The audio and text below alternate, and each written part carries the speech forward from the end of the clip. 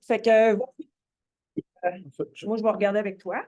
Puis Germain va suivre. Ben, ouais. Comme ça. Lui, là, ici. Ouais. Mais si tu veux voir en même temps qu'il change, je regarde. On commence. Parfait. Ben, bonjour tout le monde. Moi, c'est Dominique Lebel, Bernier. Je suis R2, c'était dans mon stage à option. Donc, aujourd'hui, je vais présenter sur les fractures du talus et la prise en charge non chirurgicale et chirurgicale. Ça a été supervisé principalement par Dr Bourget. J'ai été accompagné par Dr Brochu aussi là, pour la présentation. Donc, allons-y tout de suite. Pour le plan, on va parler un peu d'épidémiologie. On va revenir sur quelques concepts clés d'anatomie clinique, les principaux mécanismes de blessure, les principaux éléments cliniques pertinents, puis on va revoir là, les différentes fractures du talus, particulièrement le col, la tête, le corps, le processus latéral connu sur le type de la fracture du snowboarder et les fractures du processus postérieur.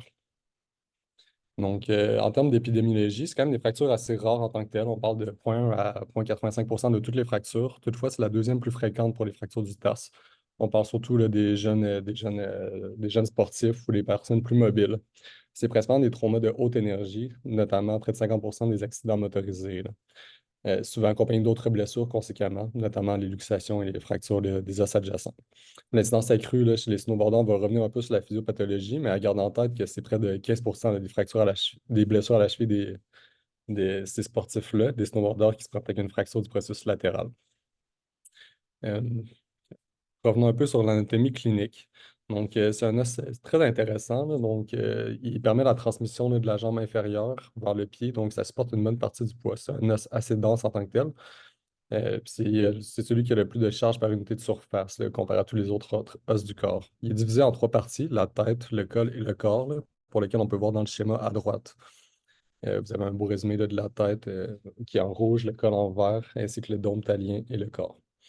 Donc, on a différentes surfaces articulaires. On en a cinq, en fait. La surface supérieure, qui est en bleu, c'est le dôme astragalien, le dôme talien, qui s'articule avec le tibia et qui va donc former l'articulation talocrurale ainsi qu'avec le fibula.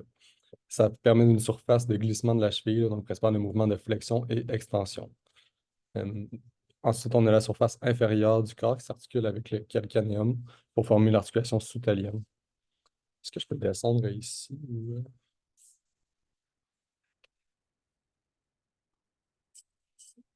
Non. Ouais, bon. Ensuite, on a la surface antérieure là, qu'on peut voir en rouge, là, qui va faire l'articulation talonaviculaire, qui va à ce moment-là plus permettre les mouvements là, d'inversion et d'éversion, là, puis aussi la, la prise en charge plus complexe, là, par exemple, du patron de course. On a le processus latéral qui va s'étendre au niveau plutôt de la fibula distale, hein, qui va s'articuler avec la facette post-calcanéenne, ainsi que le processus postérieur, là, qui, comme son nom l'indique, s'étend davantage en postérieur. Il y a de nombreux ligaments là, qui s'attachent autant médial qu'en latéral, ainsi qu'en postérieur. On va revenir un petit peu. Par contre, il n'y a aucune attache musculaire, ce qui est quand même un élément significatif. Donc, ici, on voit un peu une revue anatomique là, dans le même sens. On peut voir l'articulation antérieure avec l'os naviculaire, le col et la trochlée, le tibial. Ici, j'ai vu un talus gauche vu de haut pour voir un peu justement davantage la trochlée et le type d'articulation. On peut voir en latéral la surface articulaire fibulaire, là, qu'on va avoir les fractures du col du snowboarder, entre autres. On peut aussi voir la tubercule latérale ou trigone en postérieur. Ça, c'est notre vue davantage médiale. Donc, encore une fois, là, tout simplement pour essayer de concrétiser un peu notre perception d'anatomie.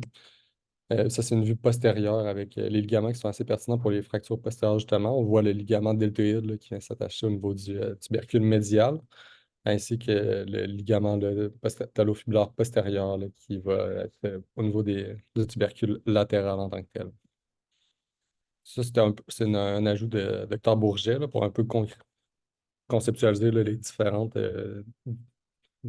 schémas anatomiques pour essayer de mieux le visualiser. Donc, Ben, c'est ça, j'avais rajouté, dans le fond, j'avais envoyé ça ce matin, là. C'est plus l'astragale sur quelle articulation, finalement, du calcanéum que ça s'insère, d'où les flèches rouges. Puis ensuite, tu sais, moi, j'avais eu de la misère à imaginer les deux articulations antérieures, là, fait que donc, deux flèches rouges qui se rendent, là, plus... je pense pas que j'ai une flèche, mais en tout cas, les deux flèches bleues qui se rendent à la même place, là, c'est la même articulation, là. Fait que... Puis sinon, j'ai mis en bleu là, le sinus tarsi, fait que Tu sais, qu'on voit avec l'astragale en haut, qui est un rond bleu, puis en bas, là, justement, dans le sinus. Là. Fait que, À présent, ben, comme vous, on va continuer un peu dans quelques bases d'anatomie vasculaire. C'est un os là, qui est majoritairement recouvert de cartilage. Là. On parle de près de 60 à 70%, ce qui conséquemment là, va vraiment limiter son apport vasculaire. C'est un os qui est franchement à risque là, de nécrose vasculaire. Il y a quatre principaux vaisseaux là, qui le règlent. On commence par l'artère tibiale postérieure là, qui va s'occuper du corps du talus par son apport au niveau du canal tarsien. On a aussi les branches calcanéennes qui vont plus davantage irréguler le talus postérieur. On a notre artère tibiale antérieure qui va faire davantage un apport au niveau de la tête et du col. On a les rameaux perforants de l'artère fibulaire là, qui vont faire un apport, encore une fois, au niveau de la tête et du col. Parfois, il nous reste uniquement l'artère deltoïdienne là, pour avoir un apport du corps lors de traumatisme. Euh, donc ici, on est à droite, on a une figure 1, là, on a la figure numéro 1 qui résume les différents apports vasculaires. Ici, on voit bien là, justement là, que c'est un apport qui est majoritairement extra-osseux. Là. On voit l'artère tibiale antérieure qui va un peu communiquer ensuite avec l'artère tibiale postérieure pour essayer de réguler la majorité du corps là, du talus. Parlons à présent des différents mécanismes de blessure. Là, il y a deux principaux mécanismes. C'est principalement des fractures secondaires à une chute d'une hauteur significative ou des traumas à haute énergie. Comme je disais c'était un peu plus tôt, là, c'est 50% là, lors des accidents automobiles ou motocyclettes. Un des mécanismes principaux, c'est donc une charge axiale de la cheville avec un impact soutenu, souvent avec une composante de dorsiflexion extrême ou de flexion plantaire extrême. On va revoir chacun des mécanismes pour les différentes fractures discutées. Mais en résumé, là, le col, c'est davantage une dorsiflexion excessive. Pour le dôme talien, ça va être une compression axiale. En termes de processus latéral, c'est davantage une dorsiflexion avec une inversion forcée. Et pour ce qui est des fractures postérieures, c'est plutôt une compression directe. Concernant l'évaluation initiale, c'est l'approche générale d'une cheville traumatique, donc principalement une douleur, de l'œdème, une difficulté à la mise en charge. Souvent, on va avoir un range of motion qui va être limité. Pour l'examen du talus, on va revoir quelques bases anatomiques ensemble. Donc, la tête et le col, davantage situés en antéro-distal à la cheville, comme vous pouvez voir là, sur la figure, l'image à votre droite. On a le corps qui est davantage en antéro-inférieur ainsi qu'en postérieur des malléoles. On a le dôme astragalien là, qui est situé davantage à la ligne articulaire antérieure là, avec une flexion plantaire qui est nécessaire pour bien y avoir accès. Puis en postérieur, ben, c'est une palpation profonde antérieure de chaque côté du tendon d'Achille. Il faut bien évidemment vérifier notre intégrité neurovasculaire dans ce cas-ci. Donc, si on révise un peu, là, oh, je suis désolé, j'ai fait une modification de dernière minute. Donc, on ne va pas voir les repères anatomiques. Ouais. Escape, 2 secondes. Je vais juste la On va la supprimer. supprimer Ouais. celle-là. Faut que je trouve ma souris. Puis, on va te remettre en dessous. Parfait. Ouais, en cliquant normal. Donc, on va juste les revoir un peu rapidement. Donc, ça, c'est la palpation de la tête du talus avec le cou, qui est, comme on dit, en antérieur et antérodistal à la cheville. La palpation du processus latéral du talus, davantage justement là, au niveau de la malléole, la malléole externe. Ensuite, on a la palpation postéromédiale du talus au niveau de la malléole, en inférieur de la malléole interne. Palpation du dôme astragalien avec une. Je crois que c'est important de souligner la flexion plantaire pour avoir bien accès, comme on le disait plus tôt. Puis ensuite, au niveau postérolatéral, là. Donc, chaque côté du tendon d'Achille, il ne faut pas se gêner d'y aller en profondeur. Les imageries diagnostiques, on va glisser un bref mot. Donc, commence par une radiographie standard, donc AP latéral mortaise. Ce qui est pertinent à savoir, c'est l'incidence du canal qui est utile vraiment si on a une suspicion de fracture du talus, particulièrement le col. C'est une incidence là, qui permet de vraiment bien projeter le col, la tête et le col du talus au-dessus du calcanéum. Pour ce faire, on a une légère flexion de la cheville, on a une pronation d'environ 15 degrés, puis la plante du pied est sur la table, puis la radiographie est inclinée à 75 degrés. On va revenir un peu plus tard avec, sur les particularités anatomiques. Il y a l'ostrigone là, qu'il faut faire attention, qui est présent entre 25%, ça dépend de quelle source on utilise, mais près de 25% du temps, à ne pas méprendre pour une fracture. Souvent, les traits vont être plus lisses versus une fracture qui va être plus, euh, plus disruptif en tant que tel. Euh, En termes de sensibilité là, de la radiographie, on parle autour de 74%, donc c'est bien, mais c'est clairement pas l'idéal. On a quand même certaines, surtout les fractures du dôme du talus qui vont être manquées. Puis on sait qu'on a un échec à bien reconnaître ces fractures-là va amener un mauvais outcome en général. Donc, ce qui nous amène un peu, là, dans tous les cas, après notre radiographie, il faut souvent faire une tomodensitométrie pour chaque fracture confirmée, ou si on a des radios négatives, mais une suspicion élevée. C'est la meilleure étude possible en termes de prise en charge, compte tenu du fait qu'on peut voir davantage l'angulation, l'atteinte intra-articulaire, entre autres. La résonance magnétique, il y a peu d'avantages en aigu. Ça va peut-être davantage indiquer là, si on a une persistance des symptômes en plus de 4 à 6 semaines, si on pense davantage à une nécrose vasculaire. Bien évidemment, il faut les fractures de stress. L'échographie a peu d'utilité. Ça pourrait être pertinent en aigu pour évaluer le dôme, mais en termes de suivi en tant que tel, il y a peu de littérature et peu d'évidence là, pour le moment. Donc, ça, c'est la fameuse vue du canal. Vous pouvez bien voir un petit trait de fracture au niveau du col en ce moment. Donc, c'est quand même intéressant. Ici, je vais juste comparer une radiographie avec un CT, là, qu'on peut bien voir l'extension intra-articulaire là, d'une fracture de la tête du talus. On parle un peu des os accessoires. Il faut simplement noter là, que l'os trigonome il est présent de 7 à 25 comme discuté plus haut. Savoir qu'il existe, bien évidemment. On en a d'autres à garder en tête dans les os du pied. C'est cette image-là qu'on revient un peu sur les différents les os accessoires du pied. Comme vous voyez, l'os trigone, qui est le quasiment postérieur, présent de 10 à 26. Donc, à garder en tête, là. Parfait. Ça, c'était juste, dans le fond, c'est moi qui ai rajouté un petit peu de ces os accessoires-là, là, parce que moi, c'est nouveau. Tu sais, je savais qu'ils existaient depuis longtemps, mais tu sais, à l'urgence, j'ai envoyé plusieurs ostrigonomes dans ma vie, là. Fait que, tu sais, c'est juste, moi, à retenir pour ceux, surtout pour toi, comme R3 futur d'urgence, tu sais, les plus fréquents qui sont présents, tu sais, juste de savoir exactement comment reconnaître l'ostrigonome, l'ospéronéum, puis l'os naviculaire accessoire, là, ça va sauver bien des consultes en ortho. C'est sûr qu'il peut y avoir une fracture dans ce coin-là, il faut palper dans ce coin-là, mais s'assurer si ça a l'air d'un os accessoire ou non. Puis ça, c'était une image que j'ai trouvée sur Wikipédia, justement. Là. Fait que, tu sais, il y a ceux qui sont vraiment très fréquents, c'est les os là, qui sont colorés, là, les trois premiers. Là. Fait que là, c'est samoïde, le rose. Ensuite, l'ostrigonome qui est en arrière.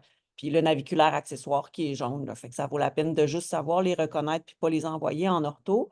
Puis ça, ben, c'était le livre quand j'étais en stage à Mayou, c'est le livre qu'on sortait justement quand on faisait un écho de la cheville puis qu'il y avait sur la radio qui font en même temps un os trigonome ou un os pas normal, ou ben là, cet épais, là, il y a peut-être, je dirais, 1000 pages, ce livre-là. Là. Fait que, tu sais, c'est pas à regarder. Je n'ai pas acheté ce livre-là, mais c'était comme le livre qu'il utilisait. Puis moi, dans ma tête, je me suis juste dit, tu sais, pour des résidents en médecine d'urgence, justement, ou ceux qui regardent beaucoup les radios, si on retient les trois principaux, ben déjà là, les autres sont des raretés. Là. C'est sûr qu'il peut y avoir tu sais, plein d'autres petits noms, mais de retenir les trois principaux, ça va sauver ben, des consultes. Voilà, c'était my two cents là-dessus. Super. À présent, on va passer un peu plus dans le vif du sujet, là, des différentes fractures du talus. On peut les diviser presque en trois catégories, bien qu'on va en parler de cinq aujourd'hui. Il y a les fractures vraiment de la tête du talus, les fractures du col et les fractures du corps. L'approche générale à retenir, là, un peu de base, là, c'est que si c'est non déplacé, moins de 2 mm en général, ça peut être une approche conservatrice avec une absence de mise en avec un plâtre court, avec absence de mise en charge pendant 6 semaines. On va réévaluer là, par la suite s'il y a des signes de guérison. Puis en général, en fonction du type de fracture, ça peut s'étendre jusqu'à 12 semaines là, avec un plâtre court. Ensuite, les autres types de fractures, s'il y a davantage de déplacements, une extension intra-articulaire significative, d'autres fractures, c'est sûr que ça va être une référence chirurgicale en général. Donc, allons-y avec la fracture du col du talus. C'est le site le plus courant là, des fractures du talus, présente jusqu'à 50 du temps. C'est en général des traumas à haute énergie impliquant une dorsiflexion vigoureuse, là. Auparavant, dans la littérature, quand ça a d'abord été écrit, là, c'était l'aviators astragalus, dans le contexte que c'est souvent des pilotes là, qui crachaient dans les années 1920 avec des vitesses sous-létales. Donc, vous imaginez justement le pied complètement en dorsiflexion avec quand même une bonne vélocité. L'autre mécanisme principal, c'est une chute d'une hauteur, comme j'ai dit un peu plus tôt. C'est le classement des fractures extra-articulaires, là, donc la zone de surface entre l'articulation de la cheville et l'articulation talonaviculaire. Il y a un risque relativement élevé de complications, là, à la fois rupture ligamentaire et dislocation du corps du talus. Il y a un petit nombre de fractures isolées non déplacées. Puis même dans ce cas-là, on parle d'un risque de nécrose aviculaire autour de 15%. Et à l'examen physique, ce que vous allez recevoir, c'est une cheville, une traumatique, bien évidemment, mais le point plus important à noter, là, c'est une sensibilité à la palpation environ à 1 à 3 cm en distal de la cheville antéro-médiale. Donc, ici, j'ai mis une fracture de Hawkins type 2, là, qu'on voit assez bien avec un léger déplacement sous-talien. Ici, on a une fracture non déplacée, qui a un petit trait, qui n'a pas trop de déplacement, donc ça pourrait être une option non chirurgicale. Ici, c'est au CT qu'on peut bien voir l'extension là, à la fois au niveau du col et du corps du talus. Donc, parlons dans un premier temps de la classification d'Hawkins. C'est celle qui est la plus fréquente et la plus utilisée pour les fractures du col du talus. Quand on est face, vous pouvez le voir en bas à droite, là, quand on est face à une fracture de Hawkins type 1, c'est une fracture qui est non déplacée. Ce qui est d'intéressant aussi avec cette classification-là, c'est que ça donne un indice, une suspicion là, du risque de nécrose avasculaire. Donc, pour le suivi, ça va être pertinent. Parce que pour un type 1, on a entre 0 à 15 là, de risque de, de nécrose avasculaire.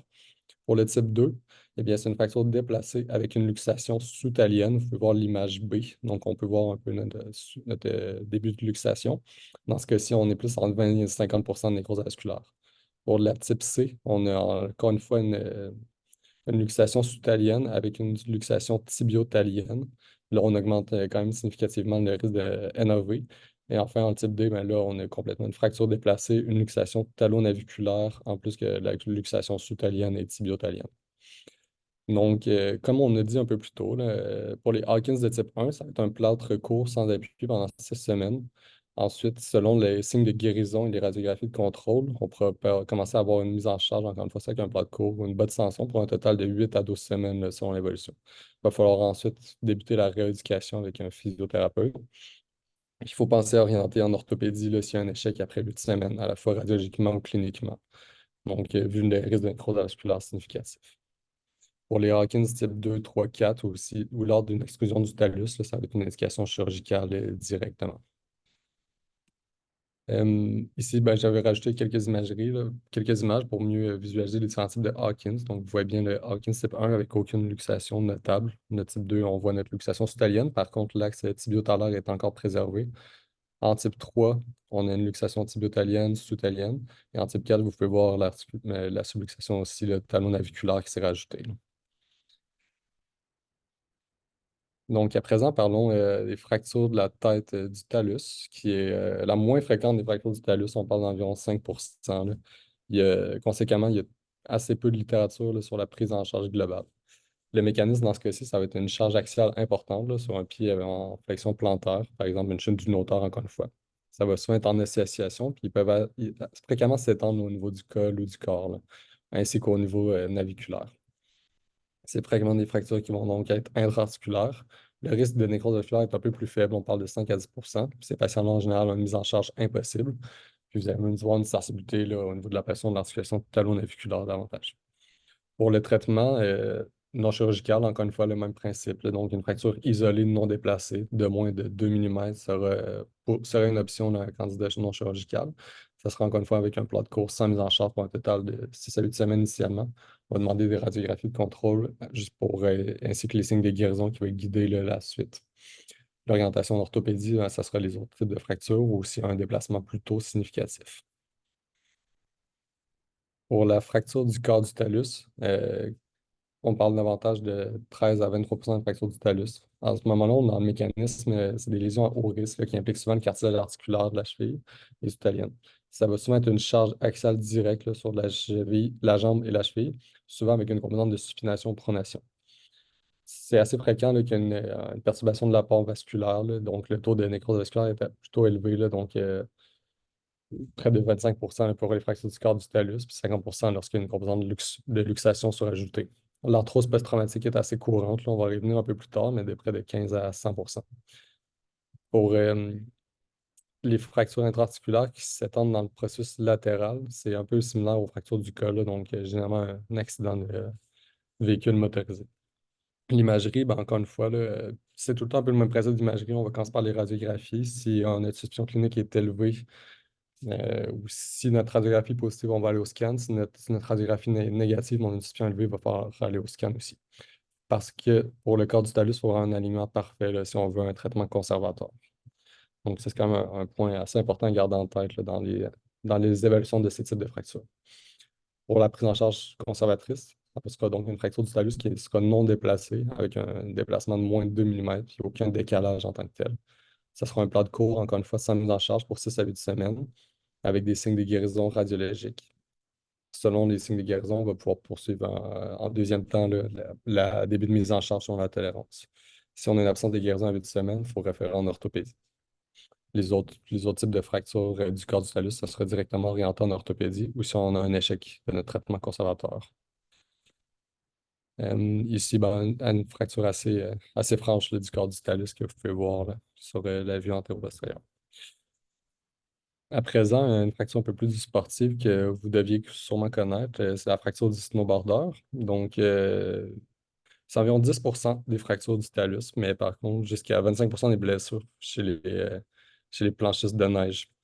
Euh, le mécanisme, ça dépend où qu'on regarde dans la littérature en tant que telle. C'est pas encore, ils n'ont pas encore de consensus universel, mais en somme, ça reste une charge axiale sur la cheville en position souvent de dorsiflexion avec une composante rotatoire. Souvent, c'est plus la rotation externe qu'interne.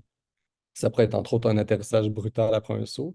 Mais le problème, c'est que la planche va agir un peu comme un bras de levier, ce qui va faire une dorsiflexion extrême. Sur l'image, sur le schéma que vous voyez à votre droite, ben, c'est ça. On a un genou à une légère flexion avec une cheville en dorsiflexion. Quand que le planchiste commence à chuter, sa jambe qui un peu mène la direction va amener un changement de direction, ce que la planche va faire un levier surajouté sur une cheville qui est déjà en dorsiflexion. C'est des fractures qui sont fréquemment manquées. C'était fréquemment manqué justement en salle d'urgence ou par la première ligne, compte tenu du fait que ça se présente souvent comme une entorse modérée à sévère. La sensibilité de la radiographie est moins bonne quand même, là. On parle que jusqu'à 40 à 50% des fractures seront manquées. On a le V5 là, que je vais revenir un peu plus tard qui pourrait nous aider là, pour les fractures du processus latéral. Comme on l'a vu plus tôt à l'examen palpatoire, ça va être augmenter votre suspicion, mais c'est pas une sensibilité vraiment à la palpation du processus latéral. Donc, ici, c'est assez discret en tant que tel. Je ne sais pas si vous pouvez bien la voir. Mais le but, c'était surtout de dire justement à quel point que ça fait passer de manière inaperçue. Comme on l'a dit, c'est des fractures qui n'ont pas nécessairement un bon pronostic si on les manque. Donc, si on y va en deuxième temps, c'était assez discret, vraiment, non déplacé, moins de 2 mm.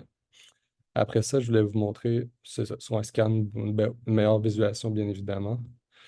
Et ça, c'est notre V-sign, là. Donc, vraiment, on voit la perte du rebord, là, la perte de la continuité.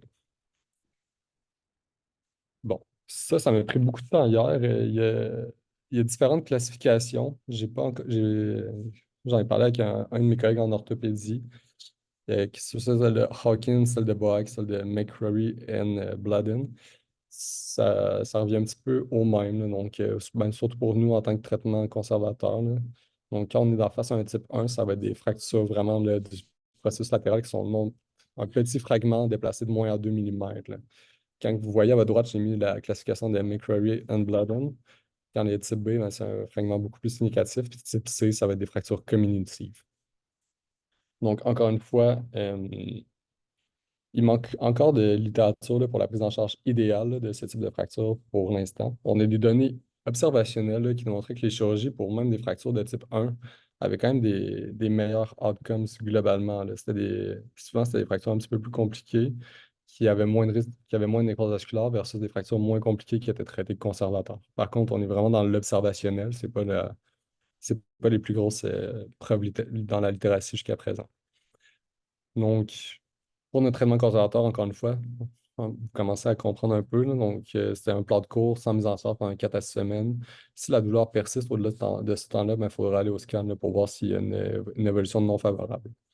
Pour les traitements chirurgicaux, ben, ça va être un type 1 qui est déplacé de manière significative, plus de 2 mm, ça pourrait être ainsi qu'un type 2 et un type 3. Parfait. Donc, fracture du processus postérieur. Euh, Parfait. Donc, les éléments clés pour les fractures du processus postérieur, on a différents mécanismes. Donc, soit une flexion plantaire vigoureuse qui va amener le processus postérieur contre le tibia post ou justement le coincé là, entre le calcanéum et le tibia postérieur. Ça peut aussi être par des processus d'avulsion. Comme vous voyez, on a le ligament deltoïdien davantage médial, puis on a le ligament postérieur talofibulaire. Donc, au niveau du tubercule médial, s'il y a un stress en inversion, ça vient chercher notre ligament deltoïde qui peut causer une fracture. Et à l'inverse, au niveau de notre tubercule latéral, si on a un stress en inversion, ça peut venir chercher. Le stress en inversion peut causer un stress à partir du ligament talofibulaire. Donc, c'est le principal mécanisme. Un petit élément à garder en tête, ça peut être une ecchymose postérieure. Donc, ça pourrait augmenter votre suspicion clinique. Et une sensibilité vraiment à la palpation postérieure, à la fois en latéral et en médial du talon d'Achille. Euh, Souvent, les patients sont capables de faire une mise en charge, mais ils vont avoir une botterie antalgique. Un autre élément à garder en tête, ça pourrait être une sensibilité au mouvement passif de l'hallux, compte tenu du fait que le long fléchisseur de l'hallux passe dans ce coin. Pour le traitement conservateur, donc encore une fois, une fracture non déplacée du processus postérieur, un plat de course en mise en charge pendant 4 à 6 semaines, la plupart vont devenir indolores avec ou sans union osseuse. Si par contre, ça c'est en moins de 2 ans, si par contre, avec une non-union, le patient était symptomatique, ça pourrait être une extéresse chirurgicale là, au besoin. Ensuite, pour les prises en charge chirurgicales, ben, ça sera s'il y a un déplacement plus significatif, donc plus de 2 mm d'une fracture communicative ou c'est dans le corps du talus. À présent, les fractures.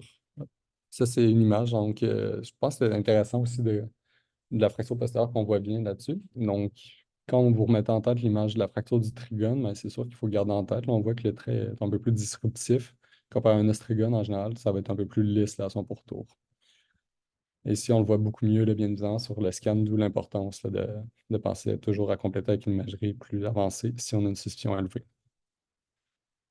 Un petit mot sur les différents types de complications, de ces différents types de fractures. La plus fréquente pour laquelle j'ai mis l'emphase aujourd'hui, c'était vraiment le risque de nécrose avasculaire. On parle que ce serait le tiers là, en moyenne là, qui vont développer une nécrose avasculaire, tout type de fractures confondues. Donc, ce qui est intéressant, c'est de rechercher le signe de Hawkins, d'où le fait qu'on va souvent faire des radiographies de contrôle autour de 6 à 8 semaines. Donc, on va chercher un trait radiotransparent sous-chondral là, au niveau du dôme talien. Ça, c'est un signe qui a quand même un apport vasculaire là, au niveau de l'os, puis conséquemment moins de probabilité de développer une nécrose vasculaire. Si on a c'est des signes de condensation de l'os autour de 4 à 6 mois, mais là, ça témoigne de nécrose, bien évidemment. L'évolution est variable. 20% vont développer quand même une revascularisation à 2 ans. 40% vont rester stables. Puis dans 40% des cas, le dôme va s'affaisser progressivement. Ça sera une indication de greffe et d'arthrodèse. D'autre part, c'est l'arthrose post-traumatique, bien évidemment, principalement sous-talienne, près de 50%. C'est la complication la plus fréquente. L'arthrose tibiotalaire, ben, près d'un patient sur 3, qui pourrait même nécessiter une chirurgie de fusion là, éventuellement. On a un certain nombre de patients qui développent aussi un défaut de consolidation, environ 30% des cas vicieux. Et puis, comme on a dit, il y a aussi des risques de douleurs chroniques, là, de non-union qui vont c'est une non-union symptomatique qui peut venir nuire à la réadaptation. Ici, c'était un signe justement là, donc, de début de nécrose avasculaire. Là. Vous voyez bien la sclérose qui se développe. On n'a pas notre trait radiotransparent comparé là, vraiment à notre signe de Hawkins qu'on voit très bien sur cette image. Donc, en conclusion, ben, ça reste les fractures du talus restent des fractures qui sont plutôt rares en général, mais à garder en tête, c'est la deuxième fracture les plus fréquentes au niveau du tarse. Ça nécessite quand même un mécanisme significatif et à garder en tête chez vos patients qui font de la planche à neige. Surtout, c'est ça. L'imagerie en aiguë, vous faites la radiographie standard avec la vue du canal. Puis si vous avez moindrement de suspicion, il faut aller faire un TDM pour mieux quantifier le type de fracture, ce qui va statuer aussi sur son orientation, sa prise en charge. Pour les fractures non déplacées, en général moins de 2 mm, les différents types de fractures, ça va être un traitement conservateur qui sera possible avec un bloc de cours ou un bas de tension pendant autour de 6 semaines. Puis selon la guérison, on va voir ça dure 6 semaines sans mise en charge. Selon la guérison, vous verrez s'il faut l'étendre là, jusqu'à 8, 10, voire 12 semaines qui a été décrit là, dans la littérature. Donc, il faut les suivre de près, à la fois cliniquement et radiologiquement, vu le risque de nécrose avasculaire significatif. Donc, c'est ça qui résume la présentation. Il y aura un chapitre intéressant sur justement les fractures osteochondrales que je n'aurais pas eu le temps d'aborder aujourd'hui. Mais c'est ça. Donc, vous pouvez voir ma bibliographie. Ça a été supervisé par Sandrine et Philippe. Donc, merci beaucoup à tout le monde de votre écoute, puis pour le stage aussi. Et en plus, ça a été supervisé aussi par un résident en ortho. Ouais, C'est vraiment bien, cette partie-là. ouais. J'étais bien contente qu'il y ait un bon ami résident en ortho aussi. Là. Fait que je ne sais pas si Maude aussi est dans les gens qui sont présents, mais je trouvais que, justement, là, moi, je suis retournée voir les traitements, mais en ayant une révision de résident R2, R3. R2. R2 en ortho, de ce que tu m'as dit, tu t'as aidé pas mal aussi. Ouais. Fait que moi, je trouvais ça super. Très bonne présentation. Oui, super, Dominique. Vraiment bonne présentation. Merci. J'ai appris plein de choses. Faire un tour de piste et des fractures méconnues un peu aussi Mhm. là-dedans, parce qu'il faut, c'est sûr que la composante traumatique est importante, mais il faut y penser, puis il faut, avec les vues que tu nous as parlé tout à l'heure, Ouais. la mortaise aussi, ça donne une chance. Est-ce que l'examen clinique est encore important dans le temps pour décider l'endroit là-dedans? Certainement. Exactement. Avoir des doigts précis pour trouver le bon endroit où ça fait mal, voir si c'est concordant au niveau de l'imagerie. Puis, tu sais, moi, je rajoute la vue de Harris souvent, là, si jamais, mais c'est plus pour le processus postérieur ou aller voir en arrière, là. Fait que, tu sais, vraiment la vue du calcanéum, là. Fait que c'est celle que je rajoute parfois, mais, tu sais, s'il y a mal en antérieur, je ne rajouterai pas une vue de Harris, là. Mais si j'ai peur, ben, ça permet quand même de voir aussi l'articulation. L'anatomie a encore sa place. Oui, hein, c'est un os qui est. Je regardais justement si notre bonhomme a un astragale de défaite, mais non, malheureusement, Oscar a son astragale en place, mais je trouve que c'est un os qui vaut la peine en tout cas, d'essayer de trouver un repère anatomique pour, tu sais, un vrai devant toi pour essayer de voir les facettes parce qu'il est compliqué à comprendre. En tout cas, moi, il m'a pris de l'amour pendant l'année de résidence. Hein, j'avais des beaux dessins d'anatomie que je t'ai transférés. C'est ça. Fait que, Je pense que c'est la première fois qu'on parle de ça ici. oui, Ce sujet-là.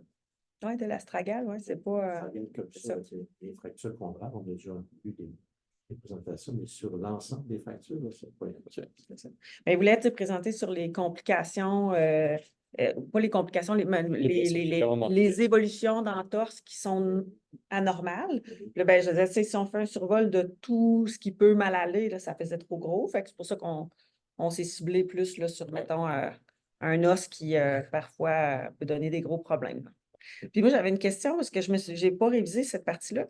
Dans le fond, la nécrose avasculaire, c'est toujours sur. Est-ce que la tête du talus ou le col, tu sais, la partie, mettons, s'il est fracturé au col, est-ce que ça peut être la tête du talus qui nécrose, puis tu as un risque de nécrose avasculaire ou c'est toujours le dôme? C'est une excellente question. C'est ça, parce que on a vu tes artères, comment ils se passaient, là. Mais tu sais, tantôt, ta fracture du col, tu mentionnais que c'était à risque de nécrose avasculaire, mais je ne savais pas trop si c'était parce que finalement, le talus, ben, le dôme du talus nécrose ou la partie antérieure. Puis je ne sais pas. Mais toutes les images, c'était le talus, là. Mais je me suis posé pendant la présentation cette affaire-là. Je n'ai pas la réponse, mais c'est une bonne question. Mais il y a définitivement un lien avec la circulation aussi qui est très important. Oui. Autour de ça. Merci encore, Dominique. Merci, Sandrine et Germain. Je dois filer, mais super intéressant. Qui qu'on avait à distance? Il restait trop de steps dans le nord. Il y a un ville de l'exemple. OK. Fait que Maud n'était pas là. Non. Oh. Merci. Parce que Maud, c'est notre ortho en chèque. Fait que, en tout cas, super, c'était une très belle présentation. Moi, je trouve, là, on n'a pas, ben oui, on a Germain. En tout cas, moi, je trouve qu'il a fait une très belle job de présentation. Pour l'évaluation finale, là, je parle, là, mettons, qui va sûrement avoir lieu demain. Ou sinon, on fait le message à JP, CGP, ou dépendamment c'est qui. Ça va être toi? Ben, en tout cas, je l'ai trouvé niveau académique super bon. Puis hier, moi, je travaillais avec, puis il y a du cerveau là-dedans. Oh oui, il est bon. Il est bon. Voilà, mais ça, c'est en public, enregistré, non? Ben, en tout cas, tu as une belle évaluation, tout le monde va le savoir, ceux qui le réécoutent. Oui. Est-ce que tu as eu le temps de dîner? Oui. On va commencer tranquillement de faire ça. Non, ça, c'est le sien. Fait que, juste.